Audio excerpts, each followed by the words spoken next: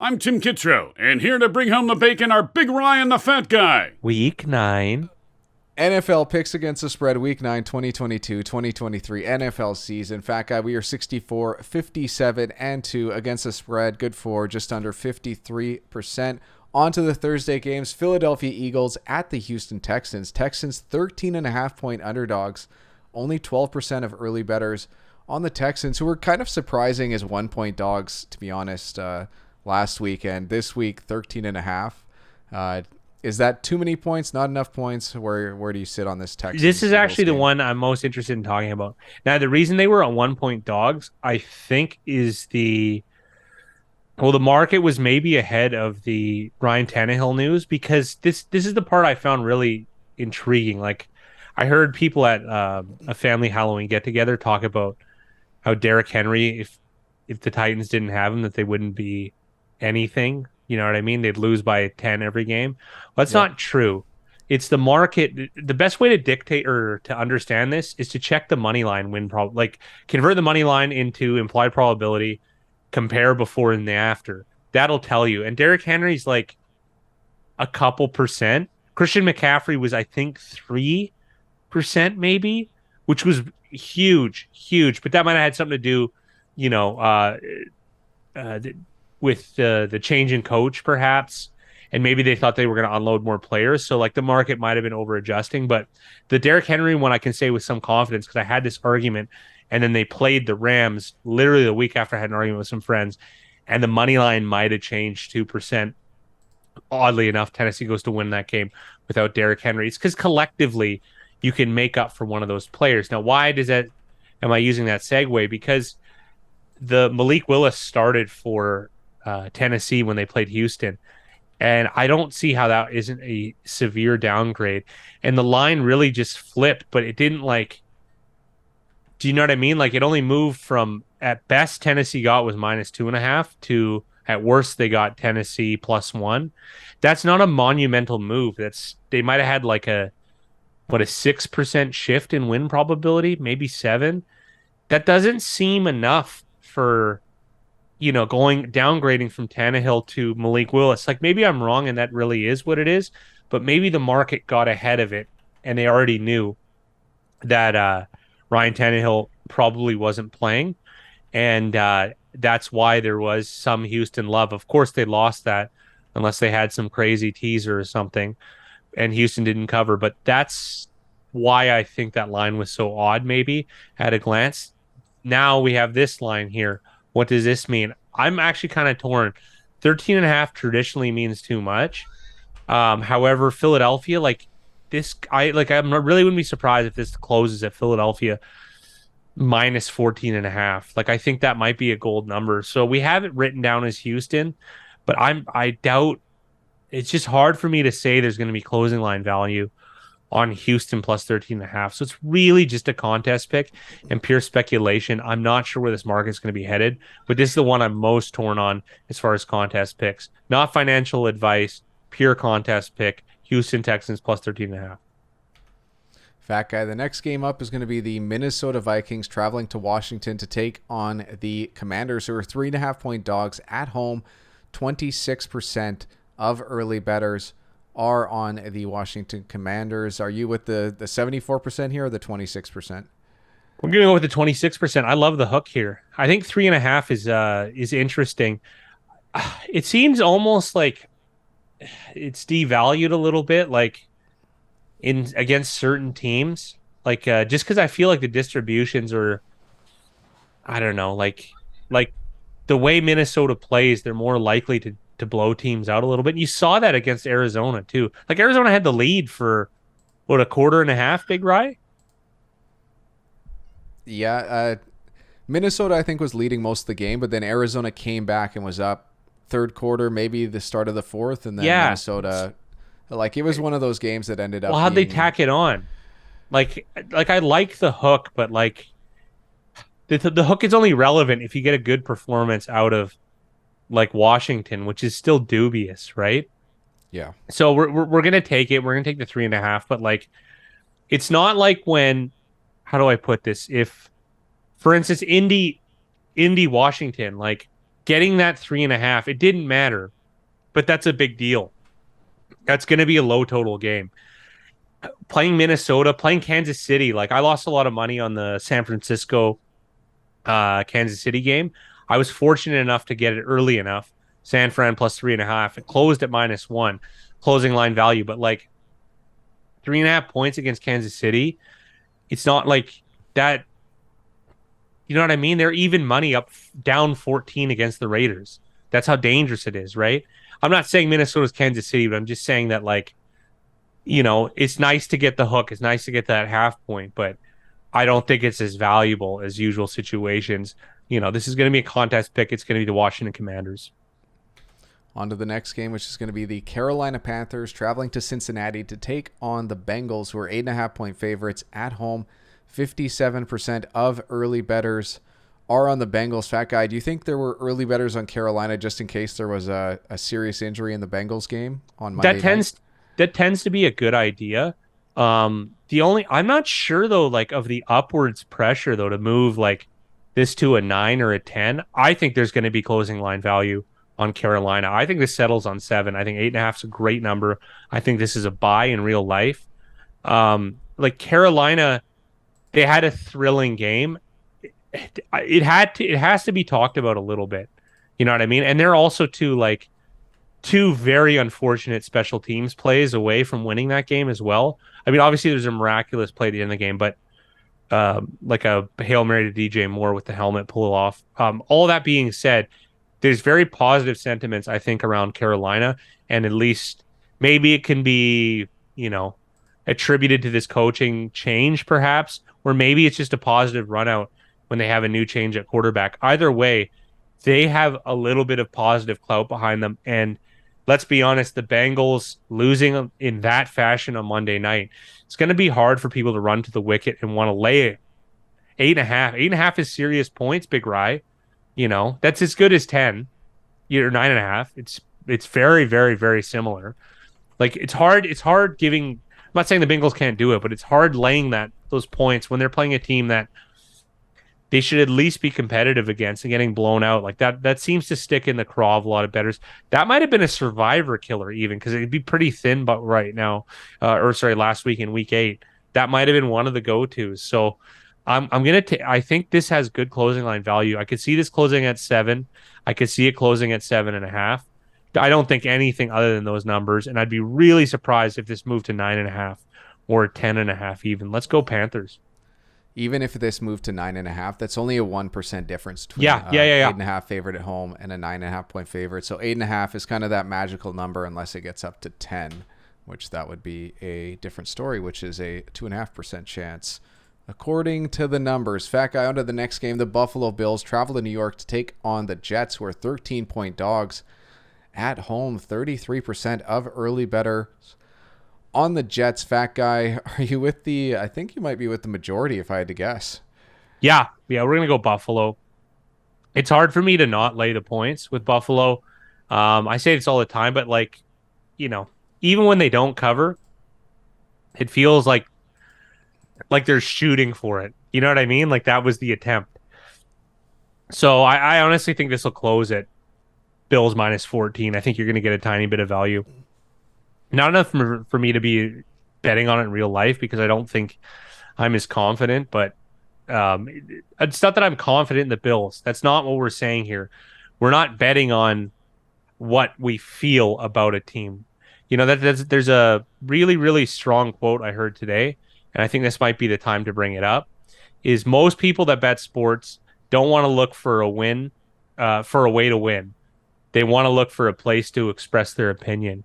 So to our audience, I'll challenge yourselves. Think about that statement. Are you actually looking for a way to try and win, or are you looking a way to express your opinions with dollars? There's nothing wrong with doing that, but don't conflate the two. Don't think that your opinion is what's going to win. Think about different ways of betting to win, like beating the closing line. So I don't think there's value in this game, but I do think the better option of the two at this moment in time is Buffalo -13, and it could shift up to Buffalo -14. On to the next game, Fat Guy, which is the Indianapolis Colts traveling to Foxborough to take on the New England Patriots, who are 6-point favorites at home. 45% of early bettors on the Pats. Fat Guy, who you got? I think this is going to close at 4.5. I think the 6 is a nice push frequency on it. I like the Indianapolis Colts. I know that they have Sam Ellinger, if I'm saying is right. I think I call him Spencer earlier last time. Whatever, it starts with an S. That's neither here nor there. I'll take the L in it. I'm okay with that. But I do think that this closes a little bit lower. I think there should be positive sentiment, but coming off the Jets, he beat the Jets, losing a thriller to the Commanders. He didn't have any, like, the reason I think this is I think this number is too high. And I think that Ellinger had a performance that wasn't like disaster turnovers. Because if you really think about Indianapolis, they're a reasonably strong, well-coached team that has had quarterbacks with just endless disaster plays. Both like Wentz and Ryan have been, like some okay quarterback play with these complete calamities that happen twice a game. If Indy wants to be successful, obviously they're going to have to get a better quarterback. But to tread water, at least, I think having a guy that maybe just does very little and doesn't turn the ball over, I think that's reasonable. And at this number, 6, like I think Indy's a nice dog to have, the way that they play.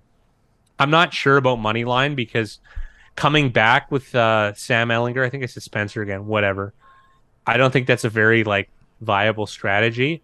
But as far as keeping pace, I do think points of this magnitude against a low-scoring Patriots offense does allow for some value, and I think the closing line will reflect that. I was wrong too last week. Like one game I was really upset about, oddly to bring up now, was Baltimore Tampa Bay. I was sure it was going to close Baltimore -2.5, and it closed Baltimore +2.5. I was way off. But then this is the thing, going back to the do you just want to put your opinions into play, is like I got the result that doesn't make what I said right. It's still closed in the wrong direction. I misread the market. That's a loss in my book, even though I was counting the money at the end of it, right? So you have to think in those terms. And I do think this is going to close at Indy +4.5. Fat Guy, on to the next one, which is the Las Vegas Raiders traveling to Jacksonville to take on the Jaguars, who are 1 Get it point together. underdogs at home. 31% of early bettors on the Jags. Fat Guy, who you got? I would fumble a lot less, I think, if I only spoke, 1/10 of what I do. But hey, to each their own. And to me, it's going to be the Las Vegas Raiders with no conviction whatsoever. I don't like this game. I don't have a good beat on this market. I'm not really sure. When someone asked me what I thought, gun to my head of this game, what it would be, I thought Jacksonville -1, and that seems okay to me. I don't love it though. And my brother-in-law asked me, he goes, well, what about Jacksonville even money? I'm like, they're between, 48 and 52% to win this bet. Win this game. I really don't like it. I don't have many feelings. So we'll just lay the 1 point. We'll start SQL, and we'll take the Las Vegas Raiders. Perfect timing. We've never recorded this at 12, but I'm pretty much as useful as Lax Seastrunk running a swing route. On to the next game, That Miami was pretty good, Dolphins guys. at the Chicago Bears. Bears +4.5 at home. 28% of early bettors on the Bears. Fat Guy, no screw-ups from me. Who you got in this one? That was great. And that intro, Lake Seastrunk, woo! I think wheel route would have been better. But that being said, we'll take the Bears. We'll take the 4.5 points.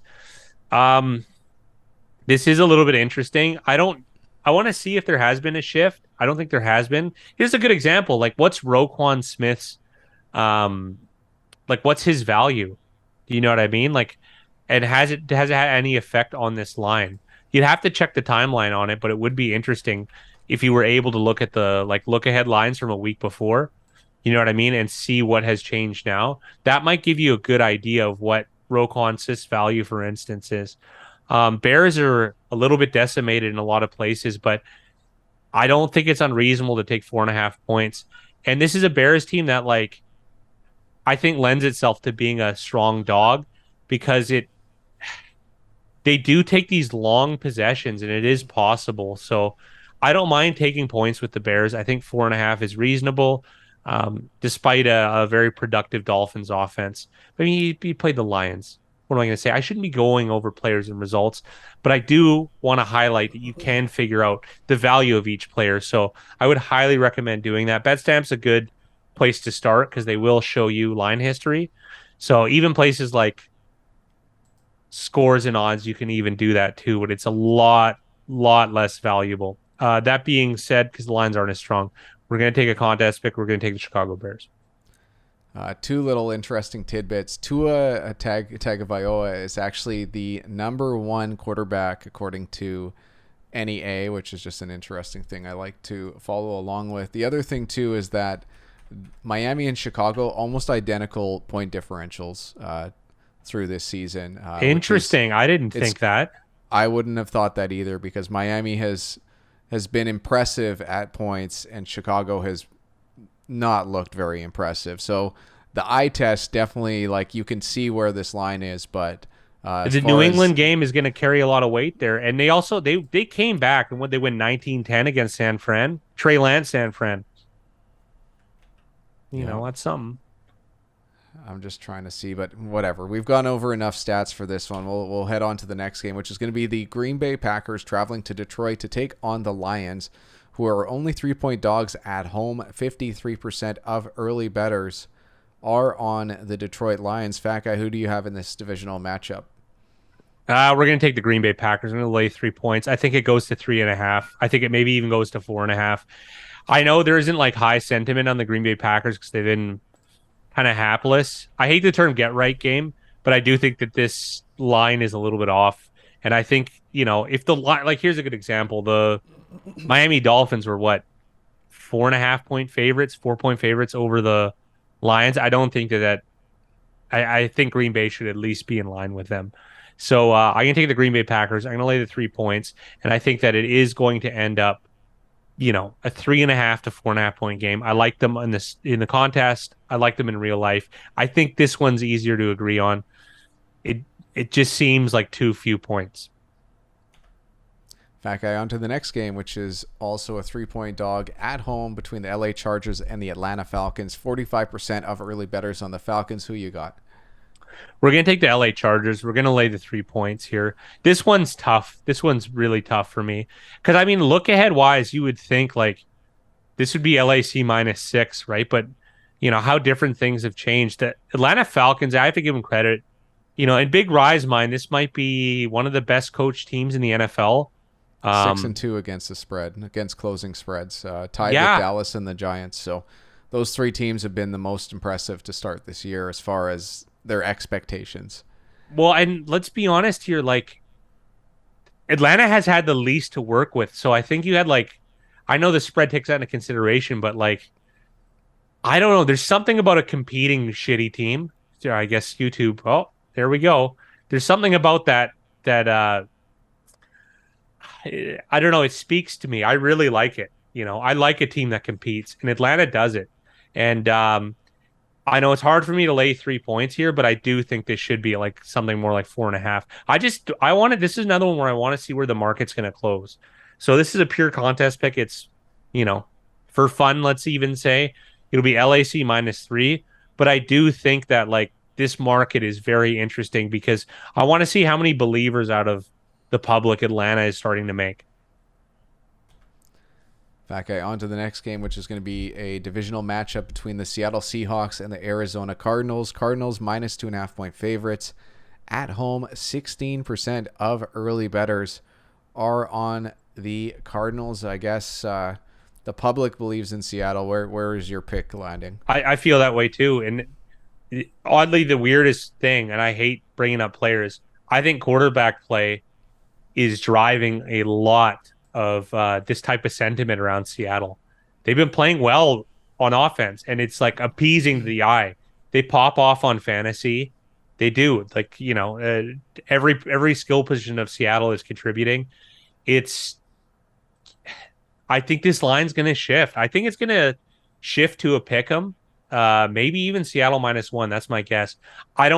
This would be the biggest surprise to me so far of the year if this goes to like Arizona -3 or Arizona -3.5, unless there's some sort of injury. I really think that this is a bum line on Seattle.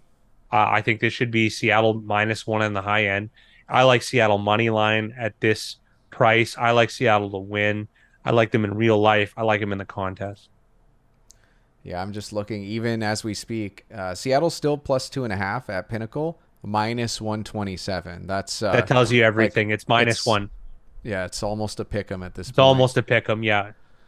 On to the next game, which is the LA Rams at the Tampa Bay Buccaneers. The Buccaneers getting 3 points, or they're 3-point favorites, I should say, at home. 56% of early bettors are on the Bucs. Fat Guy, who you got? I think this is chalk. I think this is right where it should be. We're going to, for the contest's sake, we're going to take the Rams. We're going to take the points. This is another interesting one when we talk about the value of a player. What about the value of the most valuable receiver in the NFL? Cooper Kupp does have some sort of ankle injury. I'm curious if this has taken that into account, the possibility that he's out. I don't think so. I think this is set as if he's going to play. But if he does go out, you should try and, look through the timestamps, perhaps on BetStamp, of the money line and make some inferences there, because you might find out what is a really valuable receiver worth. And yes, I made a sweeping claim about Cooper Kupp being the best, but I don't actually know. How I would know is if I had all of the line shifts in the market every time each receiver was out, then I could really tell you. But my suspicion is that you won't find a bigger drop off in win percentage than from a receiver than when Cooper Kupp is out. And I don't think he's going to be out necessarily, but this is something to watch for. I think this number is chalk though. For the contest sake, we're going to take Rams +3. And I'm curious for is if Cooper Kupp's out, to see what type of money line shift there will be.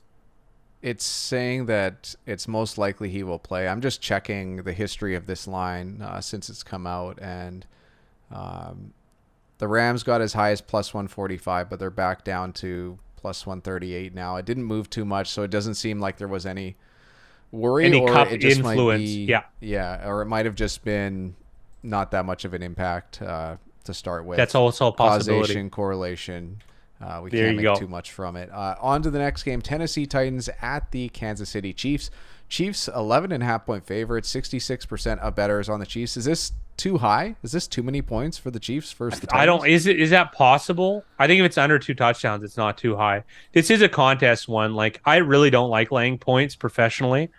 Like, I don't think that's really a recipe for success. But we do have to pick every game in the contest. I generally despise double-digit dogs, but I'm more open to doing it now than ever before, just because of a lot of the, like, here's a good example. Like, I think I might have even brought it up last time. It was 3rd and 9 for the Chiefs against the 49ers, and they threw a 57-yard pass to Marquez Valdez-Scantling, whereas, like, the Browns, they're trying to win the game, and they've won it pretty much. Like, the score is out of reach against Cincinnati, but what do they do at the end of the game when they get a turnover on downs?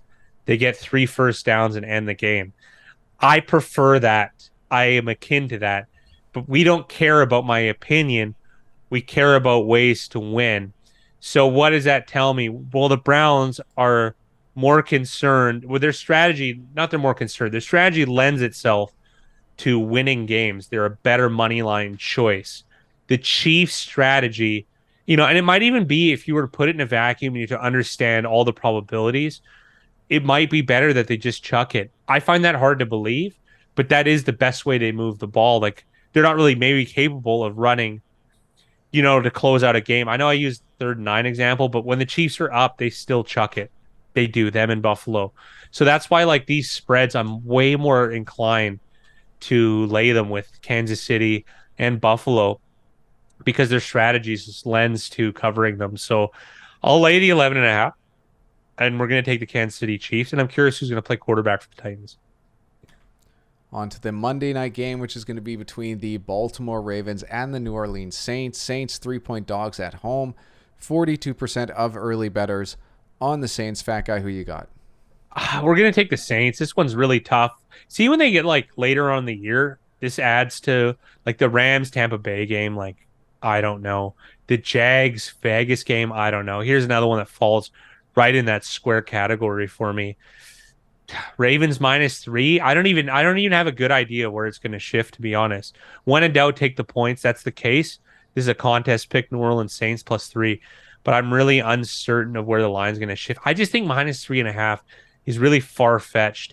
You know, this does lend itself to be a higher scoring affair where that hook is worth a little bit less, but I don't have a good beat on it. Like, I think it's more likely to go Baltimore -2.5 or Baltimore or Baltimore, like really good juice, maybe even money -3 than it is to 3.5. But I'm fully open to eating crow on this and making a mistake because I really don't have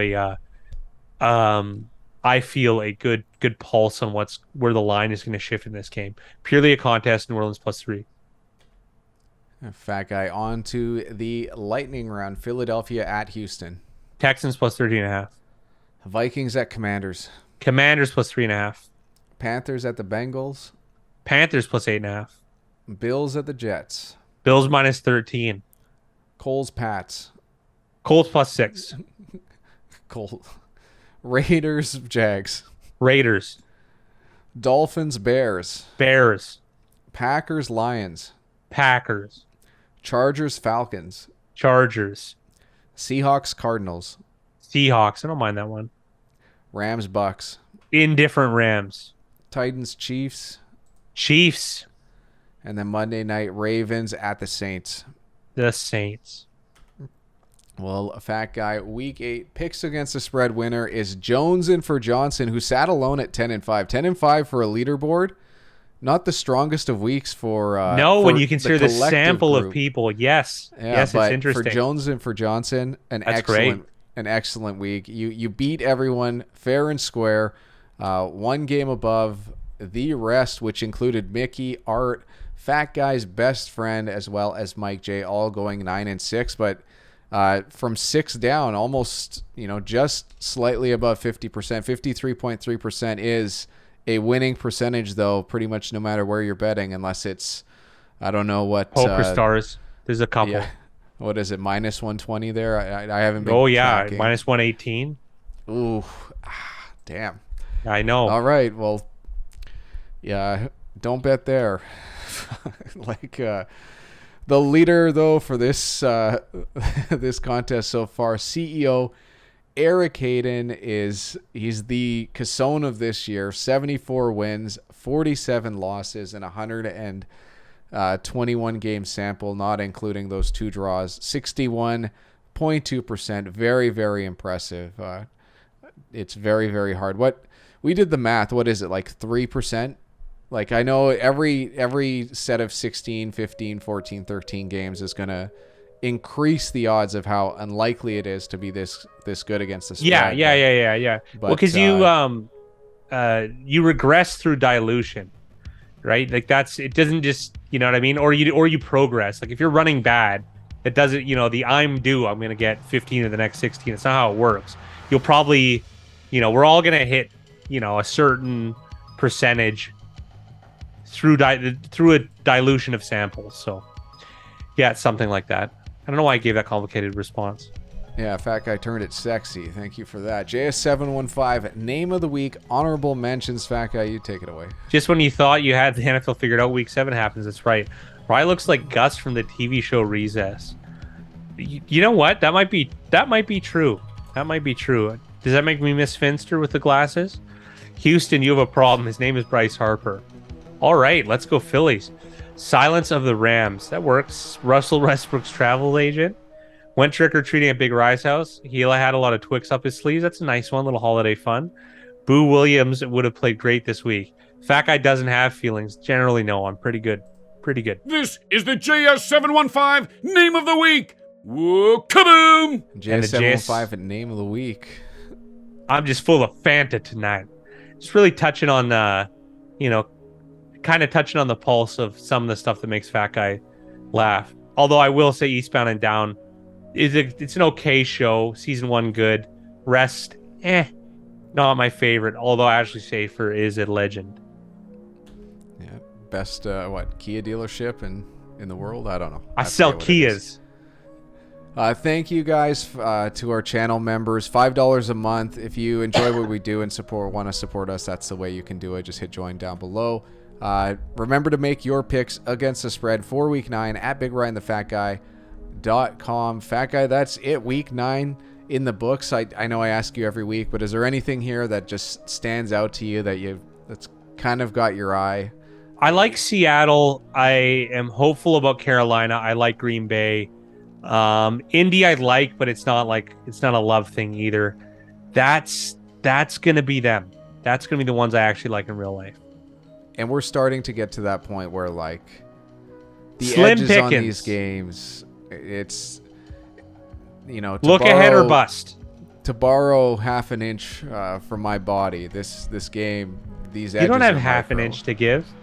Well, everyone wants to exaggerate. Good luck for you guys in your week 9 picks.